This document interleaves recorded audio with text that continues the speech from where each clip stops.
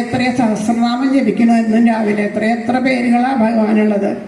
അങ്ങനെ ഒട്ടനവധി പേരുകളുണ്ട് ഭഗവാന്. അതിലുള്ള ഏതെങ്കിലും ഒരെണ്ണം പൂന്താനം മുത്തശ്ശൻ പറഞ്ഞ പോലെ എണ്ണമറ്റ തിരുനാമമുള്ളതിൽ ഒന്നു മാത്രം ഒരിക്കലൊരു ദിനം ഒരു നാമം ജപിച്ചാൽ മതി. ഏതെങ്കിലും ഒരു നാമം.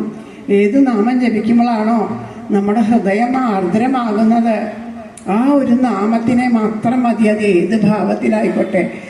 കഴിഞ്ഞ ദിവസം ഇവിടെ പറയണ്ടായി, കൃഷ്ണനായിക്കോട്ടെ ശിവനായിക്കോട്ടെ ഏതായാലും ഒന്ന് തന്നെയാണ്. ഏത് ഭാവമായാലും സുബ്രഹ്മണ്യനായാലും ഗണപതി ആയാലും ഭഗവതി ആയാലും എല്ലാം ഒന്ന് തന്നെയാണ്.